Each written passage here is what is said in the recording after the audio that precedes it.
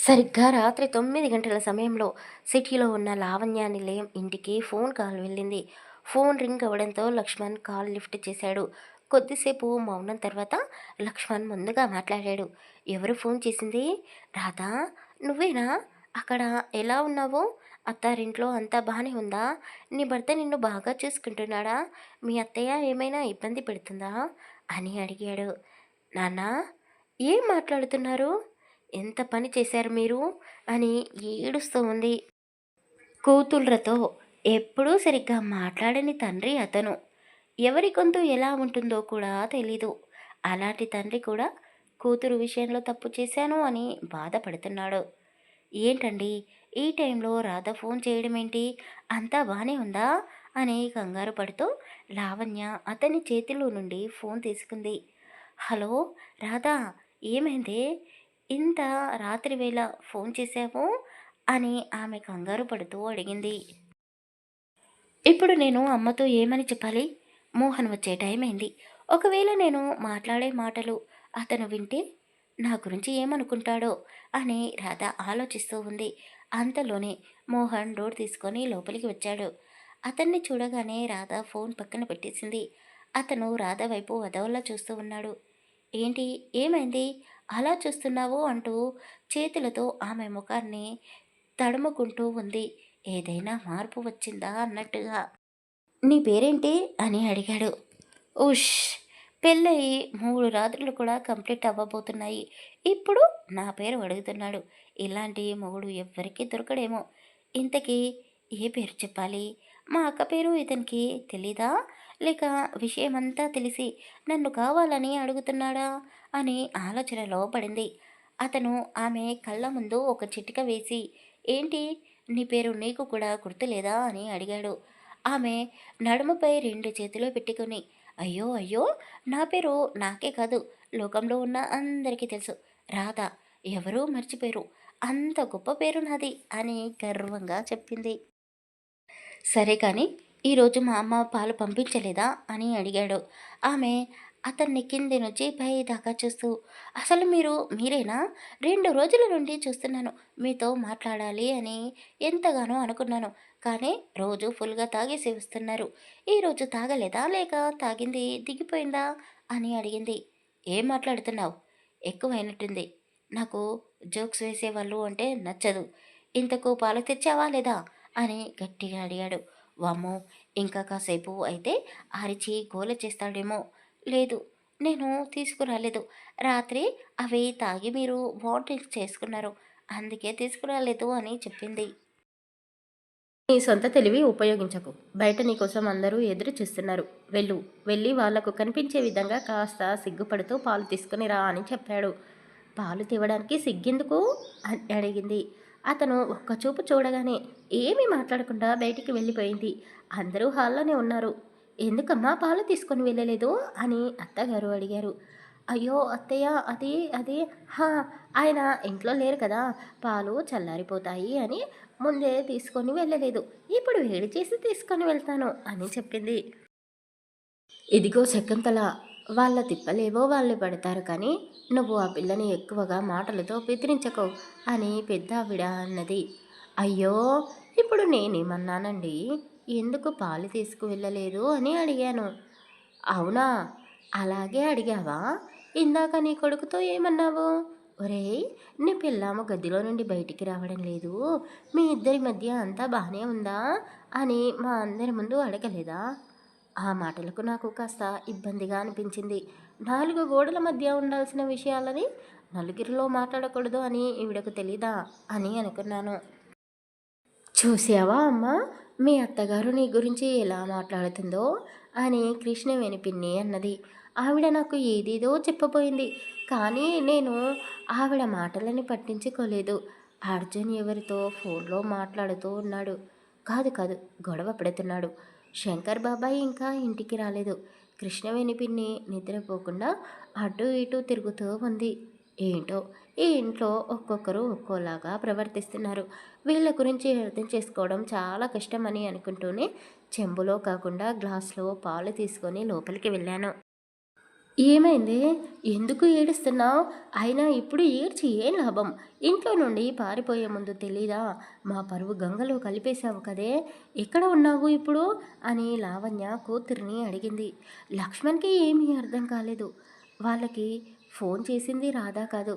పెళ్లి నుండి పారిపోయిన నాలుగో కూతురు. అమ్మా, నేను బానే ఉన్నాను. యూఎస్‌కి వచ్చాను. ఇక్కడ నాకు ఫ్రెండ్స్ ఉన్నారు. వాళ్ళతో పాటే ఉంటున్నాను. నిన్ననే జాబ్‌లో జాయిన్ అయ్యాను. ఇది నేను కోరుకున్న లైఫ్. బానే ఉంటాను. నేను నా గురించి వదిలేసేయ్. అసలు అక్కడ ఏం జరుగుతుంది? నా ఫ్రెండ్ ఫోన్ చేసి చెప్పింది. పెళ్ళి ఆగిపోలేదంట కదా! నా ప్లేస్‌లో చెల్లిని కూర్చోబెట్టడం ఏంటమ్మా? అతనికి అసలు ఈ పెళ్ళంటే ఇష్టం లేదు అని నాకు ముందే చెప్పాడు. అసలు నేను పెళ్లి నుండి పారిపోవడానికి కూడా అతనే హెల్ప్ చేశాడు. ఈ విషయాలేమీ తెలియకుండా అనవసరంగా మీరు రాధ జీవితాన్ని నాశనం చేశారు. చూడ్డానికి అతను మొరటోడిలా, మొండివాడిలా ఉన్నాడు. నాన్న తెచ్చిన సంబంధం కాబట్టి ఎదురు మాట్లాడకుండా పెళ్ళికి ఒప్పుకున్నాను. కానీ ఆ అబ్బాయికే పెళ్ళి ఇష్టం లేదు అని డైరెక్ట్‌గా నాతో చెప్పాడు. నేను కూడా ఈ పెళ్ళి ఇష్టంతో చేసుకోవడం లేదు అని తెలుసుకున్నాడు. మీరు తప్పు చేశారమ్మా. పాపమమ్మా రాధ. చిన్నప్పటి నుండి మనందరికీ దూరంగా హాస్టల్లో పెరిగింది. అసలు ఎవరు ఎలాంటి వారో దానికి తెలీదు. లోకం తెలియని పిల్లని పల్లెటూరికి కోడలిగా పంపించారు.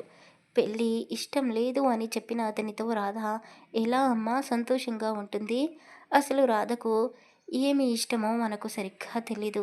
ఎందుకమ్మా నాన్న ఇలా చేశాడు? ఇంకా ఎన్ని రోజులని నాన్న మమ్మల్ని దూరం పెడతాడు? మేమేమైనా తప్పు చేశామా? సడన్గా పెళ్ళి అనేసరికి నాకు భయమేసింది. మీ అందరినీ వదిలిపెట్టి పారిపోవాలని మాత్రం ప్రయత్నం చేయలేదు. కానీ ఆ పెళ్ళికొడుకు నాకు ధైర్యం చెప్పడంతో అడుగు ముందుకు వేశాను. అసలు నా వల్ల రాత జీవితం నాశనం అవుతుంది అని తెలిస్తే నేను గడప దాటేదాన్నే కాదు. అంతా నా వల్లే. పాపం రాధ అక్కడ ఎలా ఉంటుందో ఏమో అని ఏడుస్తూ తల్లిని ఏడిపిస్తూనే కాల్ కట్ చేసింది. స్పీకర్ ఆన్ చేసి పెట్టి మాట్లాడింది లావణ్య. అదంతా విన్న లక్ష్మణ్ మౌనంగా గదిలోకి వెళ్ళిపోయి ఆలోచిస్తూ ఉన్నాడు. లావణ్య మంచినీళ్ళ బాటిల్ అతని చేతికే ఇచ్చింది. ఏం ఆలోచిస్తున్నారండి? అది అన్న మాటలకు మీరు బాధపడుతున్నారా? నేను నాకు పుట్టిన పిల్లల్ని ప్రేమగా దగ్గరికి చేరదీయలేదేమో, కానీ వాళ్ళకి మంచి జీవితాన్ని ఇవ్వాలని ప్రయత్నించేవాడిని. అసలు ఆ ఊరితో, ఆ రాజా కుటుంబంతో సంబంధం కలుపుకుంటాను అని నేను కలలో కూడా ఊహించలేదు. రాజా చనిపోయాడు అని తెలియగానే నాకు చాలా బాధగా అనిపించింది. వాళ్ళ కుటుంబం పరిస్థితి గురించి తెలుసుకున్నాను. పెళ్ళైతే మోహన్ మారుతాడు అనుకున్నాను. అందుకే మన కూతుర్ని ఇచ్చి పెళ్లి చేయాలి అనుకున్నాను. కానీ ఆ పెళ్లిలో రాధ చిక్కుకుపోయింది. ఈ పెళ్లి జరగకుండా ఆపాల్సిందేమో కదూ అని బాధపడ్డాడు. ఏవండి, మీరు ఇలా బాధపడడం నేను ఎప్పుడూ చూడలేదు. అది పరాయి దేశం పారిపోయింది కదా!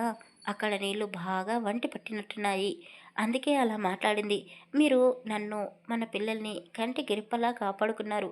మీ గురించి వాళ్లకు తెలియక అలా మాట్లాడుతున్నారు. రాధ చాలా తెలివైన పిల్ల. ఎలాంటి పరిస్థితుల్లోనైనా బ్రతకగలదు. తన చుట్టూ ఉన్న వాళ్ళని కూడా మార్చుకోగలదు. చూస్తూ ఉండండి మీరు. అందరికంటే ఎక్కువగా రాధ సంతోషంగా ఉంటుంది అని చెప్పింది.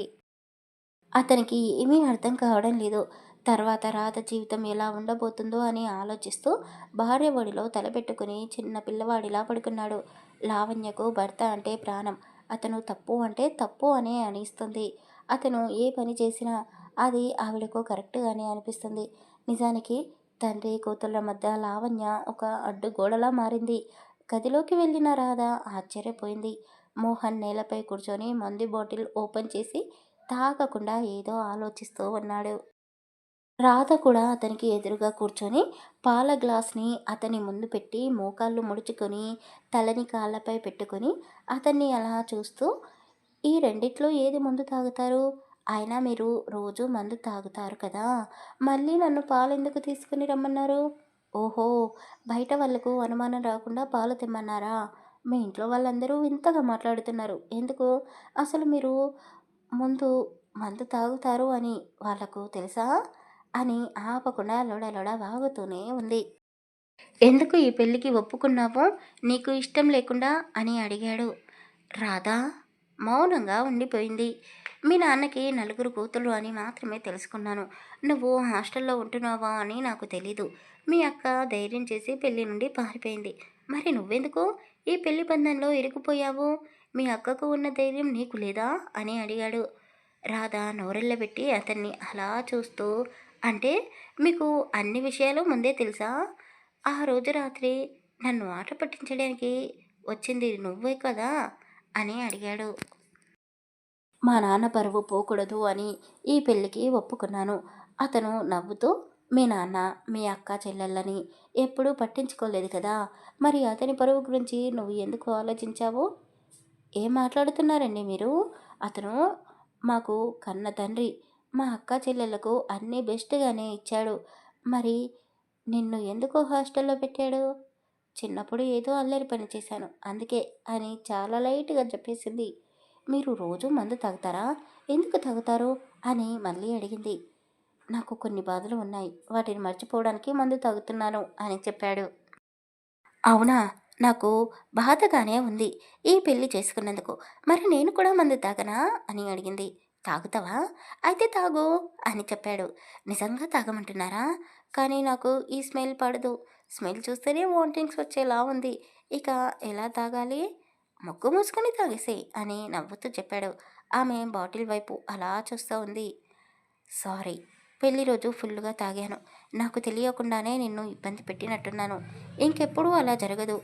అలాగే ఈ బంధం నుండి తప్పించుకుంటాము అని చెప్పలేను. మా అమ్మ కోసం, కుటుంబం కోసం నేను, మీ నాన్న కోసం, పరువు కోసం నువ్వు అడ్జస్ట్ అయ్యి ఈ లైఫ్‌ని ఎంజాయ్ చేయాల్సిందే అని చెప్పాడు. కానీ ఇలా ఉండడం నాకు నచ్చడం లేదు. మనం ఫ్రెండ్స్‌లా ఉందామా అని అన్నాడు. తప్పకుండా. ఫ్రెండ్స్ అంటే నాకు చాలా ఇష్టం. ఫ్రెండ్స్‌తోనే కదా అన్ని విషయాలు షేర్ చేసుకుంటాము. మా నాన్నకి 5గురు కూతుళ్ళం కదా! నేను అబ్బాయిలా పుట్టి ఉంటే బాగుండేది అనుకునేదాన్ని. అప్పుడు మా నాన్న ప్రేమ పూర్తిగా నాకే దక్కేది కదా! అయినా కొడుకులకే అంత ఇంపార్టెంట్ ఎందుకు ఇస్తారు? నాకైతే తెలీదు. మా నాన్నకి నేను ఒక కొడుకులా ఉండాలి అనుకున్నాను. కానీ చూడండి, హాస్టల్ నుండి రాగానే పెళ్లి జరిగిపోయింది. కనీసం మా నాన్నతో ఒక 6 నెలలు కూడా ఉండలేకపోయాను. మీకు తెలుసా? అబ్బాయిలా పుడితే ఎన్ని లాభాలో? అర్ధరాత్రి వరకు బయట తిరిగినా ఎవరూ ఏమీ అనరు. ఎక్కడికి వెళ్ళినా ఏమీ అడగరు. అందమైన అమ్మాయిలని నలుగురిని మెయింటైన్ చేయొచ్చు తెలుసా? అని నవ్వుతూ చెప్పింది. ఏంటి నువ్వు ఇలా మాట్లాడుతున్నావు? నువ్వు చెప్పినంత ఈజీ ఏమీ ఉండదు అబ్బాయిల లైఫ్. నిజానికి అమ్మాయిల లైఫే బావుంటుంది అని అన్నాడు. అయ్యో! మీకు ఎలా చెప్పాలి? అబ్బాయిలా పుడితే మందు తాగొచ్చు. మీలా సిగరెట్ తాగొచ్చు. అన్ని జంతువులని ఇష్టంగా తినొచ్చు. ప్రపంచమంతా చుట్టేసి రావచ్చు అని మెరిసిపోతున్న కళ్ళతో అన్నది. అతను ఆమె మాటలకు చిన్నగా నవ్వేశాడు. ఏం చెప్పాలో అతనికి అర్థం కాలేదు. స్మెల్ రాదా? అని అడుగుతూనే అతను రెప్ప వేసేంతసేపట్లో బాటిల్ నోట్లో పెట్టుకొని తాగేసింది. అయ్యో! ఏం చేస్తున్నావు? అలా తాగకూడదు అంటూ ఆమె చేతిలో నుండి బాటిల్ లాక్కున్నాడు. అప్పటి వరకు బానే ఉన్న రాధ తూలుతూ మోహన్ ఒకవైపు ఉంటే మరోవైపు చూస్తూ మాట్లాడుతుంది. ఏయ్! ఎందుకు నువ్వు ఇలా ఉన్నావు? ఎంతమందిని ప్రేమించావు? ఎన్ని బ్రేకప్‌లు అయ్యాయి? లవ్ చేస్తే తప్పేమీ కాదు. కానీ ఇలా గడ్డాలు పెంచుకొని పెళ్లి చేసుకున్న భార్యని ప్రేమించకుండా దూరం పెడితేనే తప్పు. నేనే అబ్బాయిని అయితే ఏం చేసేవాడినో తెలుసా? రూపలాంటి అందమైన భార్య దొరికినందుకు ఒక్క క్షణం కూడా వేస్ట్ చేయకుండా భార్యతోనే ఉండేవాడిని. నువ్వేమో దేవదాసులా గడ్డాలు పెంచుకొని మందు తాగుతూ గుర్రు పెట్టి నిద్రపోతున్నావు. అసలు నీకు ప్రేమించే మనసు ఉందా? ఉంటే ఇలా ఎందుకు ఉంటావు? అయినా ప్రేమ ఒకరితోనే ఆగిపోదు. జీవితంలోకి కొత్త వాళ్ళు వస్తూ ఉంటారు, పోతూ ఉంటారు. ఎవరిని ఎప్పుడు మనం ప్రేమిస్తామో, ప్రేమలో పడతామో మనకే తెలీదు. నీకు ఒక విషయం తెలుసా? నువ్వు తాళి కట్టిన మరుక్షణమే ఎందుకో నువ్వు నాకు సొంతం అన్నట్టుగా అనిపించింది. వాష్‌రూమ్ దగ్గర నాకు కాపలాగా ఉన్నావు చూడు, అప్పుడు మా నాన్నని నీలో చూసుకున్నాను. నాకు నచ్చకపోతే ఎవరితోనూ నేను అడ్జస్ట్ అయ్యి ఉండలేను. అసలు రోజు తెచ్చే పాలల్లో కాస్తంత విషయం కలిపితే నువ్వు చచ్చి ఊరుకుంటావు. ఆ తర్వాత నేను తిరిగి పుట్టింటికి వెళ్ళిపోవచ్చు. కానీ అలా చేయలేదు. ఎందుకో తెలుసా? ఏమో నాకు కూడా తెలీదు అంటూ నవ్వుతూ అతని వైపుకు తిరిగి అతన్ని అలా చూస్తూ అమాంతం అతనిపై వాలిపోయింది. అసలు ఆ ఇంటికి, ఆ ఊరికి, లక్ష్మణ్‌కి ఏంటి సంబంధం? లక్ష్మణ్ ఆ ఊరిలోనే పుట్టి పెరిగాడు. మరి తిరిగి ఎందుకు ఆ ఊరికి ఎప్పుడూ వెళ్ళలేదు? చదువుకున్న మోహన్ ఎందుకు తాగుబోతులా తయారయ్యాడు? శకుంతలమ్మ నిజంగానే డబ్బు మనిషా? రాధ మనసులో మోహన్ స్థానాన్ని నిలుపుకున్నాడా? కథలో ఎలాంటి మలుపులు ఉన్నాయో తర్వాయి భాగాలలో తెలుసుకుందాం. కథ నచ్చితే లైక్ చేసి కామెంట్ చేయండి. అలాగే మన ఛానల్‌ని సబ్స్క్రైబ్ చేసుకోండి. Thank you for listening.